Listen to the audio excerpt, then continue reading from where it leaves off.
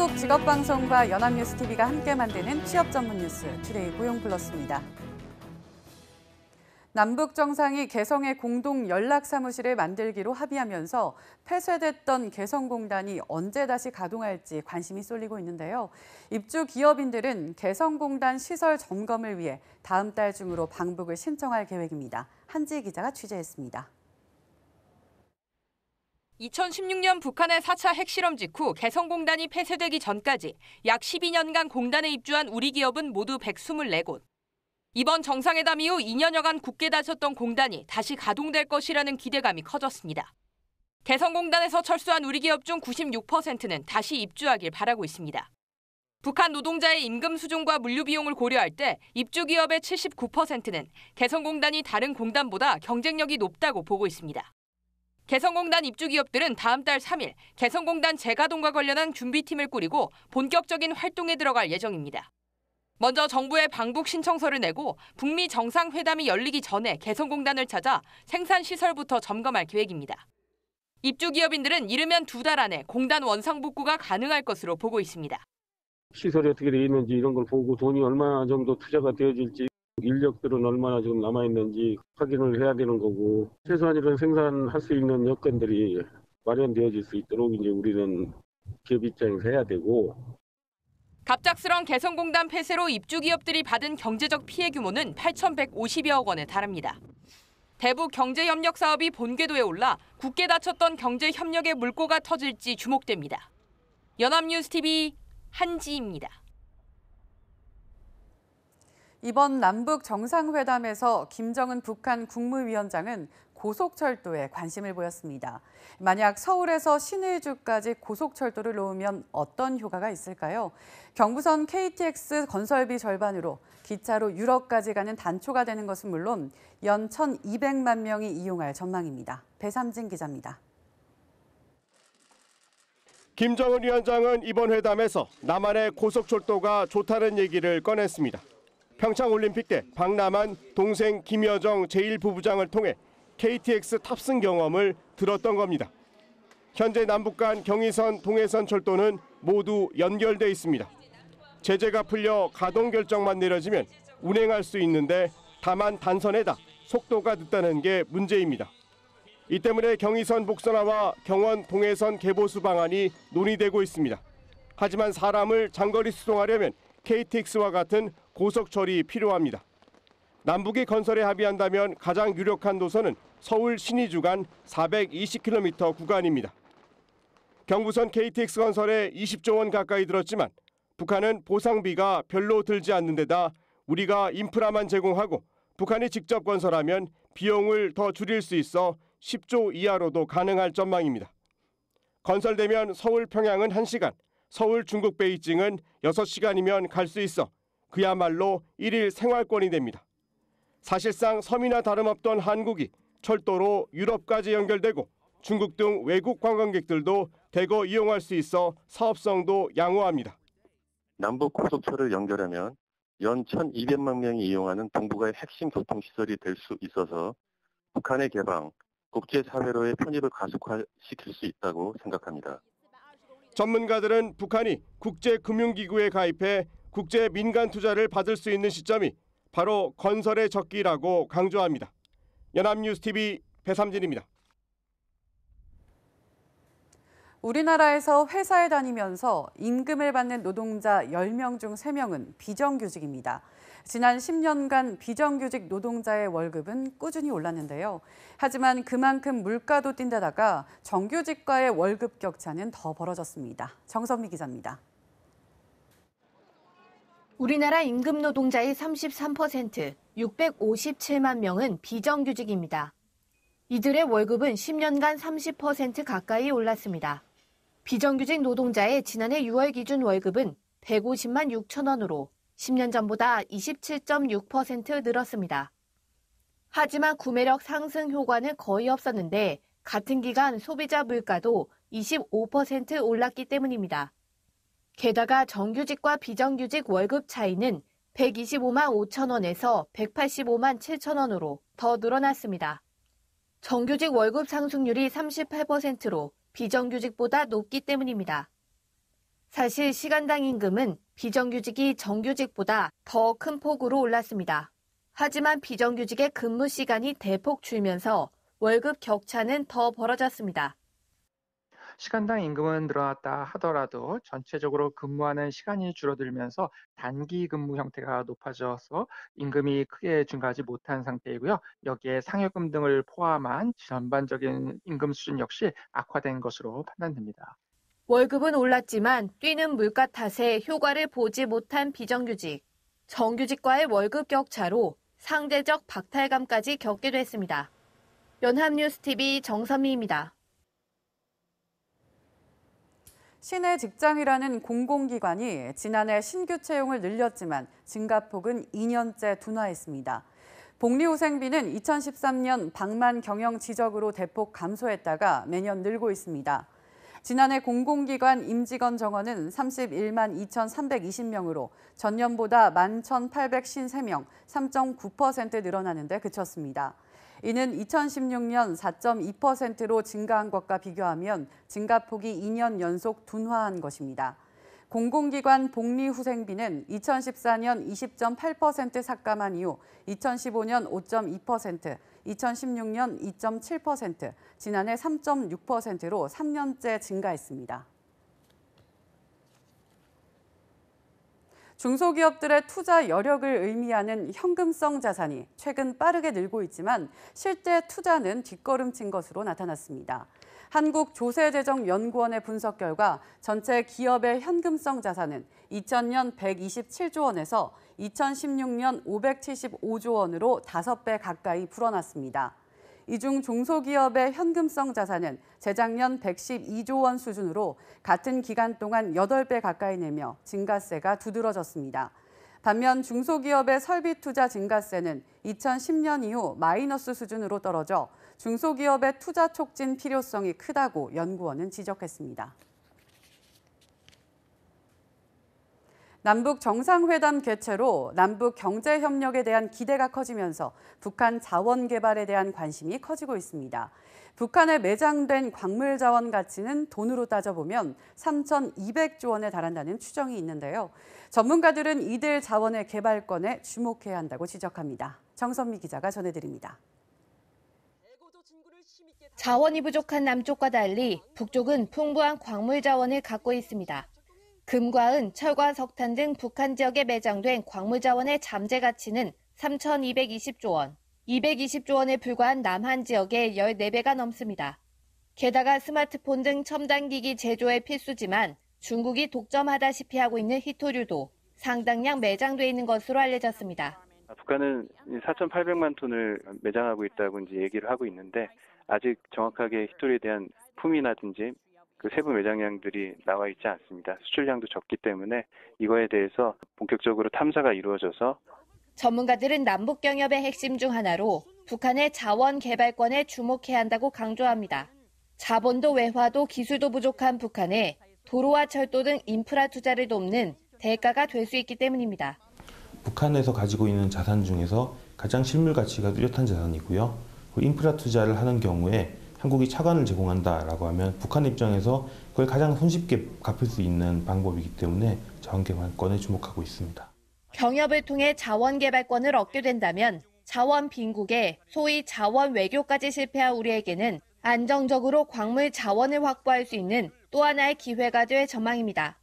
연합뉴스TV 정선미입니다. 물컵 갑질 논란을 빚은 조현민 전 대한항공 전무가 5월 1일 경찰에 출석합니다. 폭행과 업무방해 혐의를 받는 피의자 신분인데요. 조 전 전무의 어머니인 이명희 이루재단 이사장에 대한 내사도 박차를 가하고 있습니다. 황정현 기자입니다. 광고 회의 도중 광고 대행사 직원을 향해 음료를 뿌린 혐의를 받는 조현민 전 대한항공 전무가 다음 달 1일 오전 서울 강서경찰서에서 피의자 조사를 받습니다. 경찰이 내사에 착수한 지 19일, 수사로 전환한 지는 15일 만입니다. 경찰은 조 전 전무에게 폭행뿐 아니라 위력에 의한 업무방해 혐의도 적용했습니다. 당시 회의가 광고 대행사의 업무 범위이고 조 전 전무의 폭언 등으로 10여 분 만에 중단된 건 업무 방해라고 판단한 겁니다. 위력에 의한 업무 방해 혐의가 성립되면 폭행죄와 달리 피해자와의 합의가 이뤄지더라도 처벌이 가능합니다. 경찰은 특수폭행 혐의에 대해서도 고발이 들어온 만큼 조사할 방침이라고 설명했습니다. 경찰이 확보한 회의 당시 음성 파일에는 유리컵이 구르는 듯한 소리가 담긴 것으로 전해졌습니다. 경찰은 조 전 전무가 직원을 향해 유리컵을 던졌는지 여부를 확인할 계획입니다. 한편 조 전 전무의 어머니인 이명희 이루재단 이사장의 갑질 의혹에 대해서도 내사가 진행 중입니다. 사건을 맡은 서울청 광역수사대는 이 이사장으로 추정되는 여성이 그랜드 하얏트 인천 호텔에서 공사 관계자에게 난동을 부린 영상의 진위를 확인하기 위해 인천청과 공조해 조사를 벌이고 있습니다. 연합뉴스TV 황정현입니다. 근로복지공단은 일자리 안정자금 신청 노동자 수가 178만 명을 넘어 지원 대상 근로자의 75%가 신청했다고 밝혔습니다.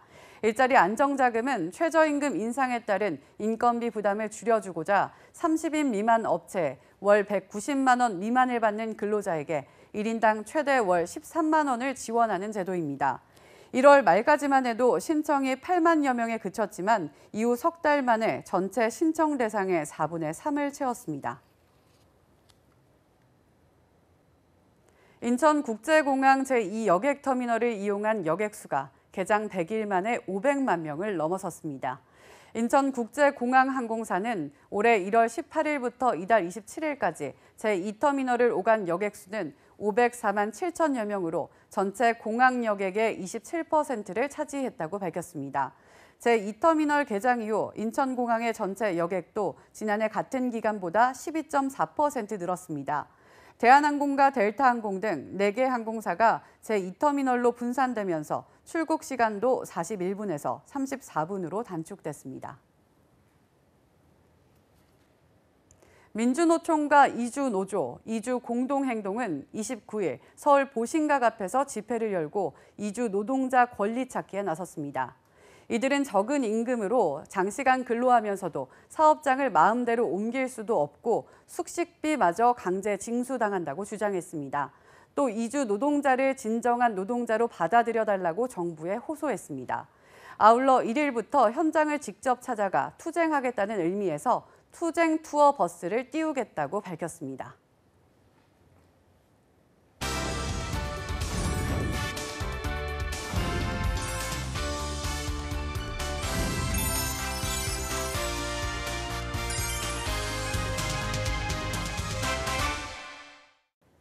사회적으로 핫한 이슈를 키워드로 알아보는 핫키워드 시간입니다. 안치홍 아나운서 안녕하세요. 안녕하세요.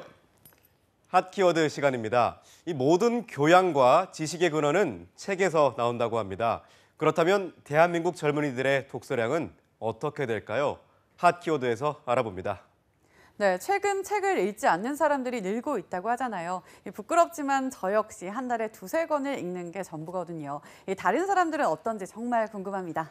네, 저도 비슷한데요. 그런데 대한민국 평균은 이보다 더 낮은 것으로 조사됐습니다. 얼마 전 취업 포털 잡코리아가 알바몬과 20, 30대 성인 남녀 2,952명을 대상으로 독서 관련 설문조사를 실시했는데요. 20, 30대 성인 남녀들은 1년 평균 13.7권의 책을 읽는 것으로 나타난 겁니다. 네, 이 정도면 한 달에 한 권을 겨우 읽는 것이나 다름이 없는데요. 예상보다 훨씬 더 적게 읽고 있었군요. 네, 그렇습니다. 더욱 놀라운 건 1년에 아예 독서를 하지 않는 응답자들도 있었다는 건데요. 최근 1년간 독서를 한 적이 있는지 묻자 89.9%의 성인 남녀가 그렇다고 답했지만 10.1%의 성인 남녀는 최근 1년간 독서를 아예 하지 않았다고 답한 겁니다. 그렇군요. 10명 중 1명은 1년간 독서를 전혀 하지 않았다는 것이 참 놀랍습니다. 그래도 나머지 90%의 남녀는 꾸준히 독서를 하고 있었다는 거네요. 그렇습니다. 최근 1년간 독서 경험이 있다고 답한 성인 남녀는 응답자 2,952명 중 2,654명이었는데요. 1년간 도서 구입에 쓰는 돈도 93,685원 정도라고 합니다. 이들이 어떤 장르의 책을 주로 읽는지도 살펴봤는데요. 가장 많이 읽는 장르는 56.5%를 차지한 시, 소설, 수필과 같은 순수 문학이었습니다. 2위는 41%를 차지한 인문, 사회 교양 분야의 책이었고 다음으로 가장 많이 읽었다는 전공 관련 서적도 28.7%를 차지했고요. 여행, 카메라 등 취미 실용서는 14.2%로 4위를 차지했습니다. 그렇군요. 그러면 하루에 대략 얼마 정도 독서에 시간을 할애하고 있었나요? 네, 하루 평균 책을 읽는 시간은 47.7분으로 조사됐는데요. 이를 구간별로 살펴보면 30분에서 1시간 미만이 30.6%, 15분에서 30분 미만이 23% 정도 책을 읽는다는 답변이 많았습니다. 그렇군요. 책을 읽기는 해도 하루에 1시간 이상 책을 읽는 경우는 거의 없다는 거네요. 그렇습니다. 스스로 체감하는 독서 수준을 조사하기 위해서 평소 책을 읽는 편인지에 대한 질문에도 성인 남녀의 67.4%만이 본인은 책을 읽는 편이라고 답했고요. 반면 3명 중 1명꼴인 32.6%는 평소 책을 읽지 않는 편이라고 응답했다고 합니다. 그렇군요. 그런데 이렇게 대한민국 20, 30대들이 책을 읽지 않는 이유는 무엇 때문인가요? 네, 그 부분에 대해서도 살펴봤는데요. 책을 읽지 않는 이유가 무엇인지 묻자 복수 응답으로 책 읽는 습관이 들지 않아서라는 답변이 43.7%의 응답률로 1위를 기록했습니다. 다음으로 만화, 영상 등 다른 매체에 익숙해져서가 36.9%로 2위를 차지했고요. 책을 읽는 것보다 재미있는 일들이 많아서에도 29.6%가 응답해서 3위를 차지했습니다. 또 책을 읽는 시간이 없어서는 29%로 4위를 차지했습니다. 네, 책을 읽을 시간이 없다는 응답도 안타깝습니다. 무엇보다 책 읽는 습관이 들지 않았다는 것은 어렸을 때부터 책을 읽는 습관을 들이지 않았기 때문이라는 건데 이러한 경향은 현재 20, 30대뿐만 아니라 10대들 역시 비슷한 상황일 것 같은데요. 네, 그렇습니다. 10대들의 독서량에 대해서도 알아봤는데요. 성인보다는 높은 수치였지만 예년에 비해 떨어져 있었습니다. 문화체육관광부가 지난 2월 만 19세 이상 성인 6천 명과 초등학생, 중고등학생 3천여 명을 대상으로 실시한 2017년 국민독서 실태조사 결과를 보면 2016년에 1년간 일반 도서를 한 권 이상 읽은 사람의 비율은 성인은 59.9%, 학생은 91.7%인 것으로 나타났는데요. 학생들의 경우 상당히 많이 읽은 것처럼 느껴지지만 지난 2015년에 비해서 성인은 5.4%, 학생은 3.2%가 감소한 수치라고 합니다. 네, 점점 감소하고 있다는 사실이 참 안타깝습니다. 그런데 이렇게 점점 책을 읽는 비율이 줄어드는 건 무엇 때문인가요? 네, 많은 전문가들이 사람들이 스마트폰을 통한 매체에 익숙해지기 때문이라고 분석하고 있습니다. 실제로 시장조사 업체인 YG앱에서 대표적인 눈 영상 콘텐츠인 유튜브 사용 시간을 살펴봤는데요. 2016년 9월엔 117억 분이 있던 반면 2017년 9월엔 206억 분, 2018년엔 257억 분을 기록할 정도로 놀랍게 증가하고 있다고 합니다. 우리나라 인구를 5천만 명으로 단순 계산해도 한 명당 한 달에 514분씩 시청하고 있는 셈이죠. 뿐만 아니라 지난해 스마트폰 과의존을 경험한 청소년도 2016년보다는 줄었음에도 30.3%나 됐다고 합니다.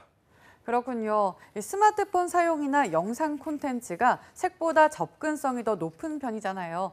불을 끄고서도 이용할 수 있는 매체인데다가 일에 지쳐 돌아봤을 때 아무 생각 없이 볼 수 있기도 하고요. 스마트폰 역시 마찬가지고요. 그렇습니다. 하지만 스마트폰과 컴퓨터에서 받는 과다한 자극에 대한 우려도 높습니다. 화면의 글자나 그림, 그리고 영상을 통해 사람이 인식하지 못하는 상태에서 훨씬 더 많은 정보가 뇌를 흥분시키기 때문입니다. 뿐만 아니라 거북목과 같은 신체적 증상뿐 아니라 신경계 과부하로 인한 다양한 증상이 일어날 가능성도 높은데요. 무엇보다 독서량이 줄어들며 생각하는 힘이 줄어드는 것이 가장 큰 문제라고 합니다. 그렇군요. 혹시 여러분은 자기 전 가장 마지막에 만지는 것이 무엇인가요? 아마 많은 분들이 스마트폰이라고 대답하실 텐데요. 이제부터라도 일주일에 한 번 스마트폰을 내려놓고 책을 읽는 습관을 길러보시는 건 어떨까요? 지금까지 핫키워드 안채홍 아나운서였습니다. 고맙습니다. 고맙습니다. 지금까지 투데이 고용 플러스였습니다. 오늘 저희가 준비한 내용은 여기까지입니다. 함께해 주신 여러분 고맙습니다.